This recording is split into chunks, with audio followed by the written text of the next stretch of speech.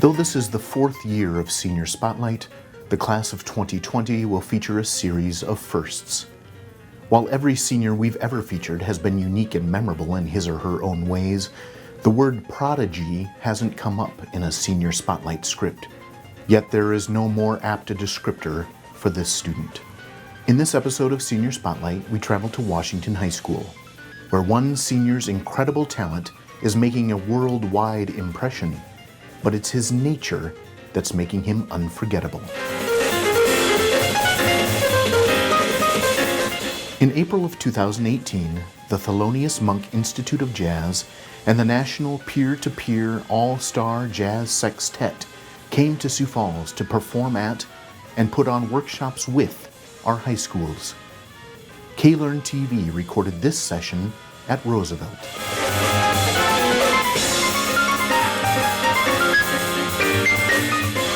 It was a priceless opportunity for our high school students to experience. But when the group got to the workshop portion of the program at Washington High School that year, these tremendous musicians had an incredible experience of their own.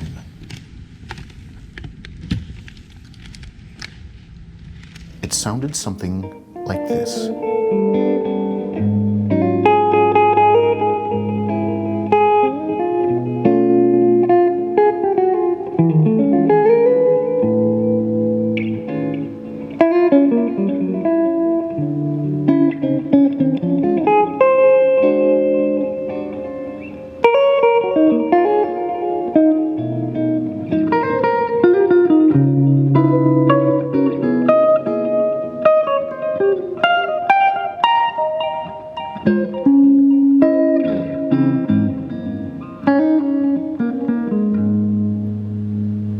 During 2017-18 school year, the Thelonious Monk Peer-to-Peer Jazz Sextet education program selected Sioux Falls as a destination that they were going to bring that program here. They came, and as a part of their performance, they do a clinic with the host school's jazz ensemble. And so, as that was coming up towards us, I got really excited because I know that Emmanuel's a world-class talent, and I was like, they're gonna hear this, and like, this is gonna be a huge moment for him. And so they do their performance. It was amazing. They were all great players, great to work with, did a great job with the presentation. And then we get to the clinic part, and just the moment of watching these kids from around the country who are really, really talented, and the adult professional musicians that brought them here, watching them hear Emmanuel play and like sort of looking around at each other and then looking at him and then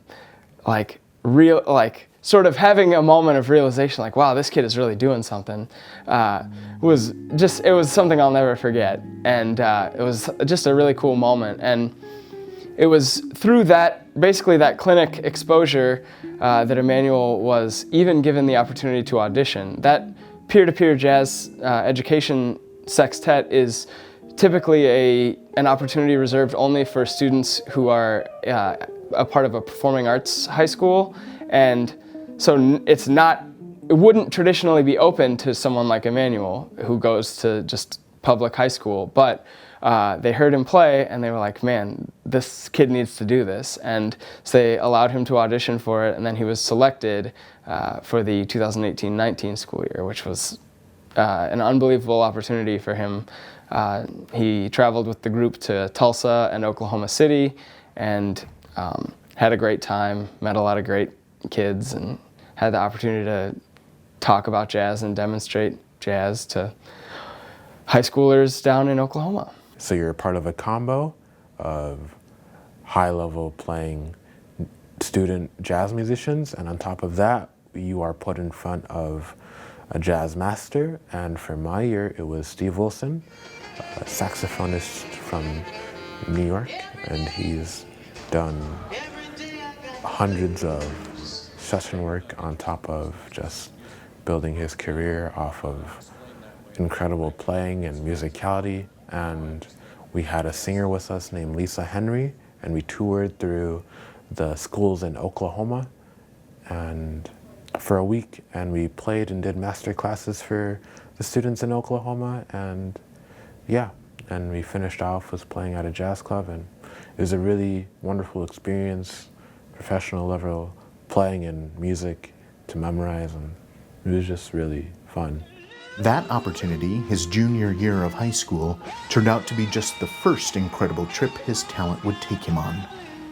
Next came Carnegie Hall in New York City and a 2-week tour of Asia. Last spring, Emmanuel auditioned for and was accepted to a program called NYO Jazz. NYO stands for National Youth Orchestra. So this is a big band that is selected from a national audition pool, and he was selected as one of 2 guitarists from, again, a national pool of auditions. And so this summer he traveled to New York City, actually Purchase, New York, which is just north of New York City, where this group convened and rehearsed for 2 weeks with a group of all-star clinicians and teachers. A very selective and intense audition process filled with essays and playing and interviews.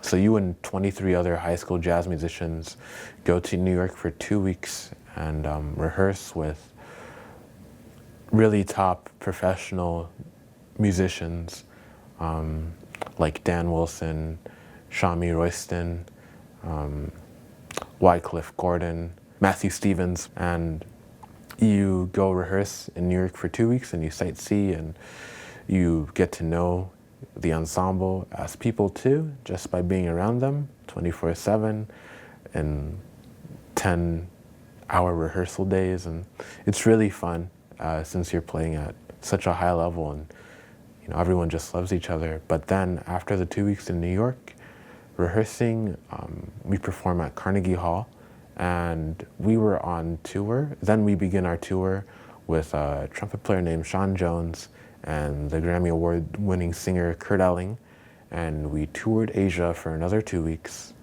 And for my iteration of NYO, we went to Taiwan for the first week and China for the second week. It was really amazing, and I felt really fortunate to have that opportunity. Everyone in the group is family now, and I guess in music I've always wanted to have a strong family, and with groups like NYO and the Herbie Hancock Institute, they've allowed me to have really strong family in music, especially with people my age. And a lot of those people that I've played with in the higher levels, I've been looking up to them for years. Getting to meet a lot of them was amazing, and getting to befriend them and get them to call me their brother and stuff like that, and laughing endlessly and just touring the world. I think that itself is something that a lot of people won't get to experience throughout their life. Not bad for someone who picked up a guitar for the first time in 8th grade. The jazz band at Patrick Henry Middle School needed a guitar player. They didn't have anyone. And so his band director thought, Emmanuel seems like a good musician.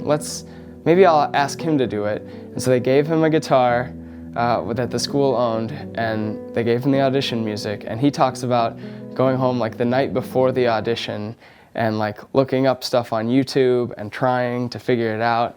And so from that moment on, he taught himself how to play. He doesn't have a guitar teacher. He doesn't take lessons regularly.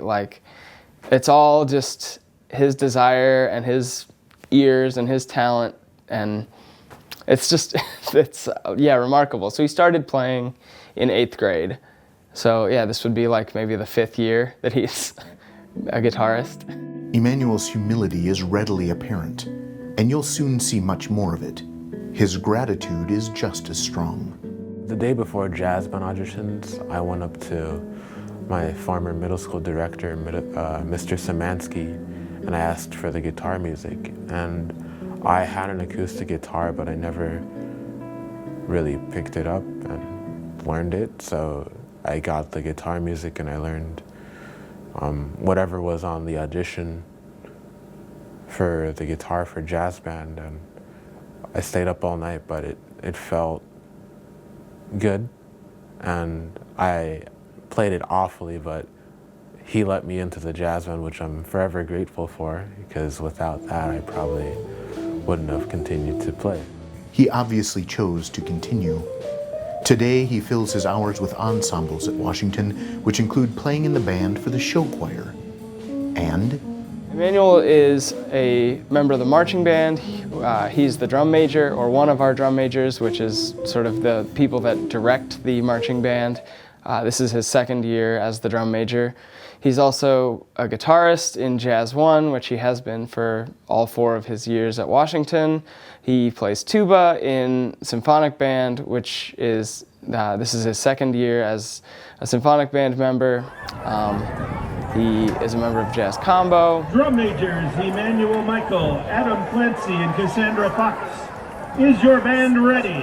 Everything in marching band is led up to the students, and the drum major is the leading role, and we are the conductors of the band, and that's what we do during performances. But other than that, outside of performances, we are usually in charge of the student body, and we are the first responders to the student body before they go to the director.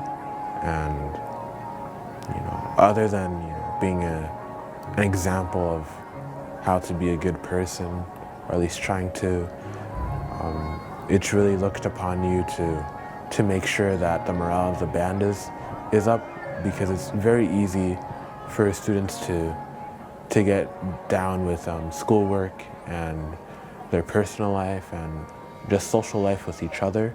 So as a drum major, it's your responsibility to keep the morale up in individuals and especially in the overall group. Once that is kept up, everything else just flows naturally. he's been one of the leaders of the marching band for the last 2 years as a drum major, but before that, he played the saxophone. Before that, he played percussion. But if you ask him about those, about tuba, about guitar, and how many instruments he actually plays, I don't know, I don't count. I don't play any instruments, I just barely hold them, and Mrs. Coyne and Mr. Harder allow me to make sound with them, so I really appreciate that. allow and request are actually 2 very different things. His place in the music program here is highly valued.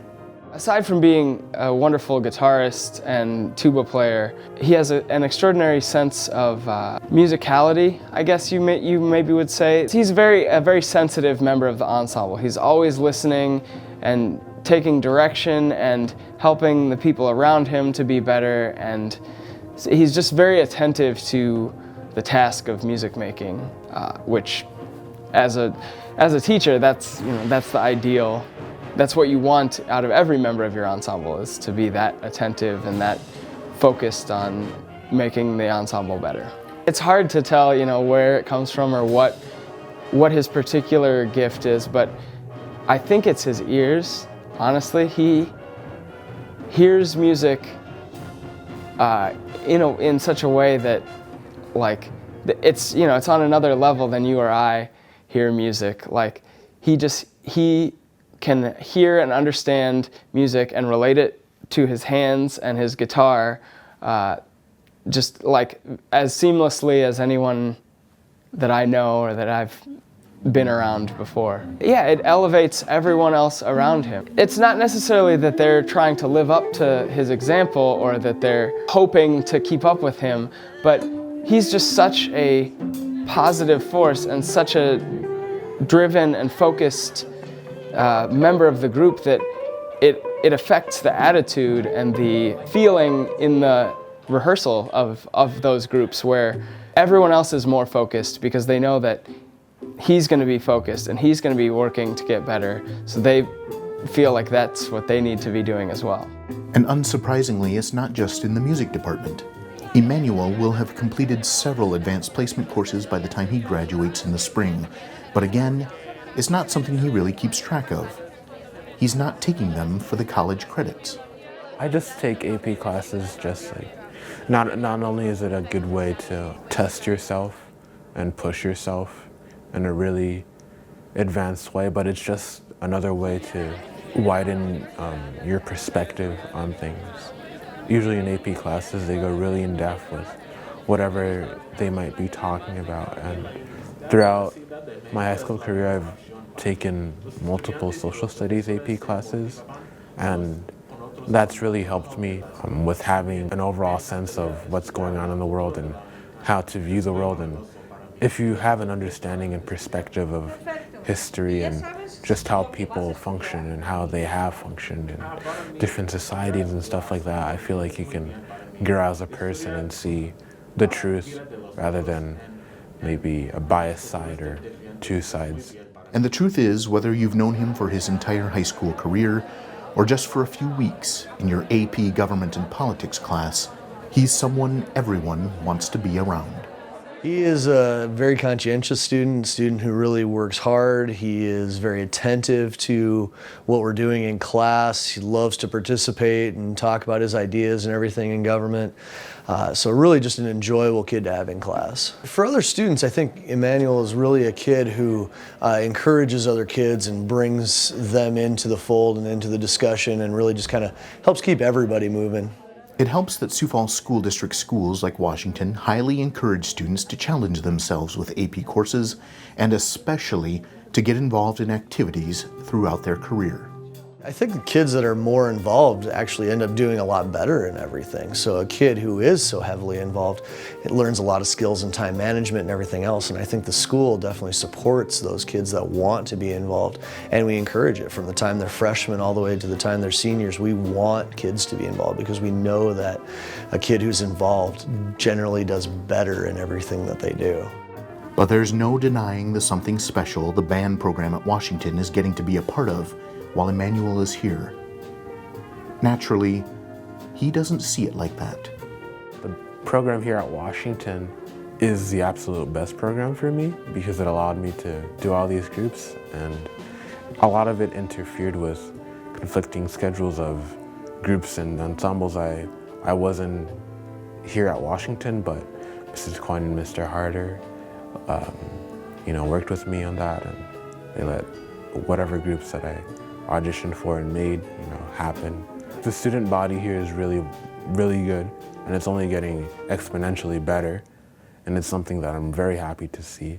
Mrs. Coyne and Mr. Harder have worked extremely hard to make the overall vibe here with the student body something really positive, where students support each other and push each other in a really positive, loving way instead of battling each other for placement and stuff like that. No one views it like that here. No one's been taught to view it like that here. And yeah, what Mrs. Coyne and Mr. Harder are doing is really just teaching these students how to love through something like music. Music is all love, and we just do it for fun. And by fun, I mean it's an expression of humans, so that's fun. Whatever you want to do, you just need to see truth in it. And for playing the music that I might play in, I just listen to it a lot. It's like a language, so if you listen to it a lot and you hear people speak it, eventually you'll speak it too. The next steps in Emmanuel's journey when he graduates in the spring are either still being decided or are a closely guarded secret. We can't tell which. We'll find out. We'll find out. I'm not quite sure. Well, I have ideas, but we'll find out eventually. Well, definitely gonna go to college, and I'll leave it at that. He's gonna go as far as he wants and do whatever he wants in music. Honestly, that's my feeling about it. The only thing that's going to limit him is his own imagination and his own desire. But he's got the talent to do anything and go anywhere, which is awesome. If you look at those kids that have been through the program, both the Monk Institute and NYO, they're these are people that are have record deals and like are really doing it. So, but there is no confusion about his upward trajectory. Based on what I've seen, he's a student who's very well set up for success going beyond high school into college and into whatever endeavor he's really looking at. He's a kid that has challenged himself, and I just really see him going forward and being very, very successful in whatever he chooses to do. Or about what he'll leave behind at Washington High School. He's just such a caring and empathetic and charismatic team member. Like it would be easy for someone with his level of talent to be arrogant and have an ego and say, I'm too good for this, and I don't, and that's, you will never ever hear that from Emmanuel. And he really, really wants every kid in our band to be a great musician, and he wants to do anything he can to help them get there. And that's such a great attitude, and that attitude is gonna really serve him well going forward. I hope underclassmen realize what truth is. Truth doesn't have one or two sides or three sides. Truth is all sides. And I feel like music is a prime example of what truth can look like. It's not just two sides or four sides, it's all sides. So, whether it be that they're putting themselves down intentionally or unintentionally, or they just don't have the confidence to do something, or someone is having a really bad day. I want students to be aware of their surroundings and aware of themselves, to find truth within themselves and other people, to not only grow as an individual, but to grow as a person who can make relationships with other people. I feel like that's a lifelong lesson. If you can learn, how people act and what people mean by certain things and what their truth is, you can apply that to your truth, and you can only grow from there. He's a fantastic kid. Outside of his extraordinary, prodigious talent, I would, if he were even not a very good instrumentalist, I would still love to have him around, because he's very kind to his peers, very respectful to peers and adults, like funny, charismatic, just fun to be around. He's just a wonderful kid. Just a great kid, and just somebody that, you'd want a classroom full of that type of kid, and that's always an exciting thing to have.